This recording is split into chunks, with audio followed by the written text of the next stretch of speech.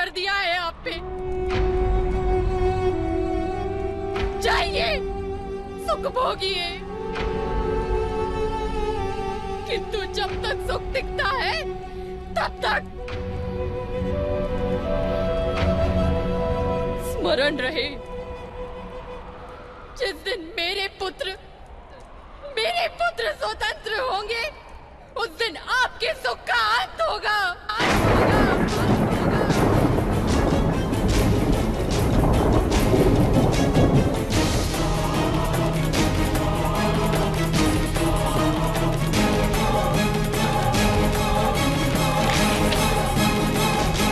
आपके पुत्र स्वतंत्र होंगे? मौन रहो मेरे बच्चे, मौन रहो। बोलने दीजिए उसे गांधार राज।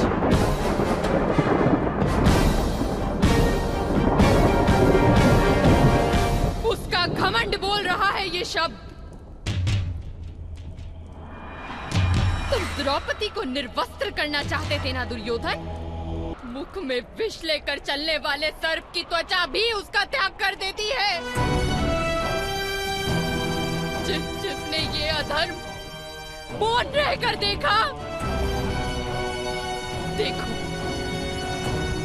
वो सब स्वयं सर्प के भांति निर्वस्त्र हो गए हैं। देखो अपनी सभा को।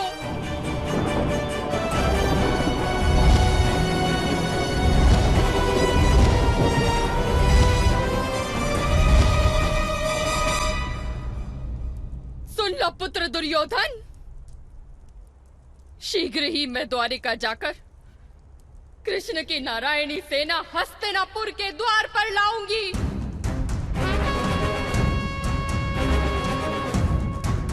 और कृष्ण तथा बलराम से विनती करूंगी कि कुरु वंश को पराजित करें, मेरे पुत्रों को स्वतंत्र करें।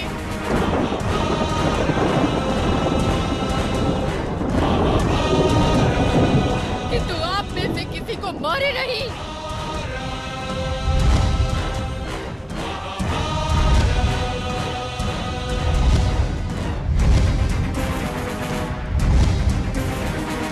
क्योंकि मेरी पुत्र वधू के अपमान के प्रतिशोध का उत्तरदायित्व तो केवल मेरे पुत्रों का है। और ये कार्य केवल मेरे पुत्र ही करेंगे।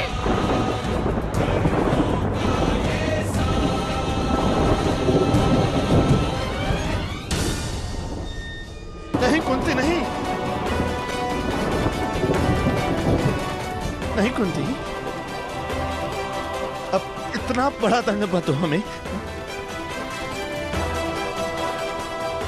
यदि मेरे हाथों कुरुवंश के साम्राज्य का नाश होगा तो मेरे पूर्वजों को अवगति प्राप्त होगी कुंती। नहीं, मैं तुमसे क्षमा मांगता हूं द्रौपदी। तुम्हारा हृदय जैसा वरदान चाहे मांग लो। हाँ। किंतु मेरे पुत्रों को क्षमा कर दो।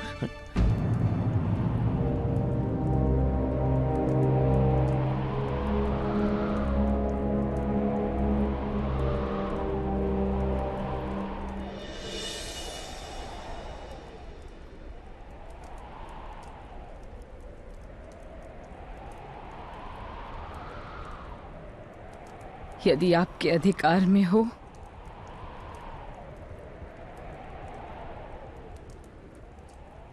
तो इस द्युत सभा के स्मरणों को मिटा दीजिए। अन्य किसी वस्तु से मेरा दुख कम नहीं होगा। और हमारा लांछन भी कभी कम नहीं होगा वत्स। पर हमारा दुख कुछ सीमा तक कम हो, इसलिए मांगो वरदान पुत्री। महाराज पर उपकार करो, मांगो वरदान, मांगो वत्स।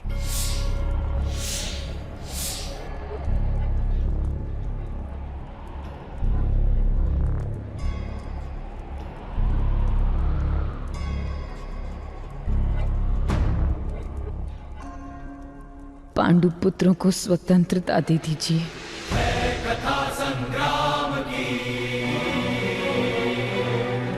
उनके शस्त्र लौटा दीजिए। छल से इस सभा में उनका बल छीना था।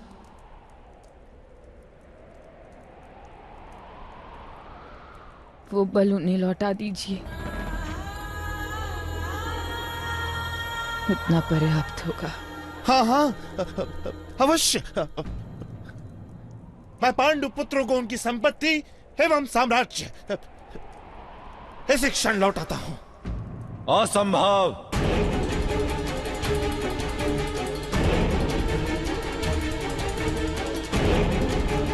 मेरी संपत्ति लौटाने का अधिकार आपको नहीं है पिताश्री। दुर्योधन, चुप रहो मूर्ख युवराज।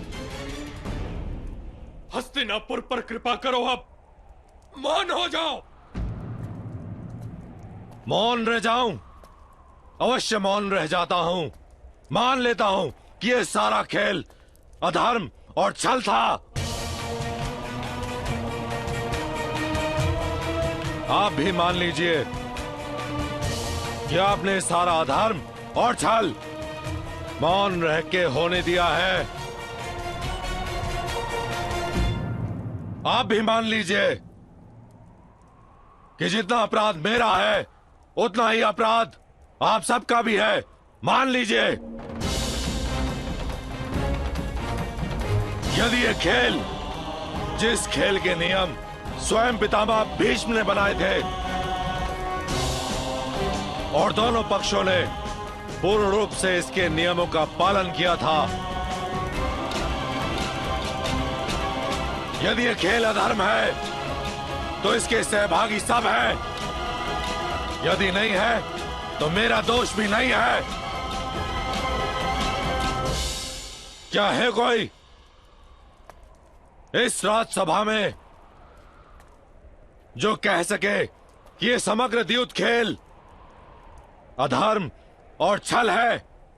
है कोई?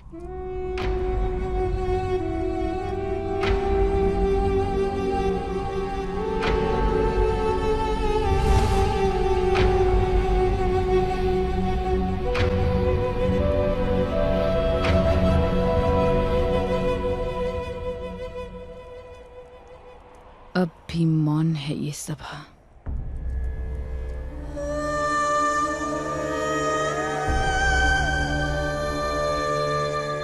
अब भी किसी को अपने धर्म के विषय में संदेह नहीं?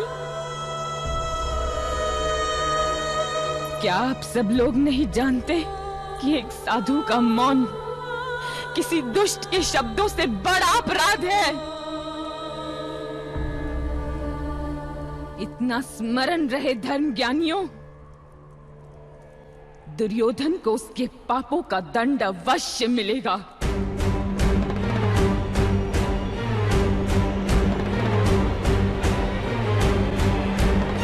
किंतु उससे पहले इस सभा में उपस्थित सभी को अपने मौन का दंड मिलेगा। ये श्राप है याज्ञसेनी द्रौपदी का।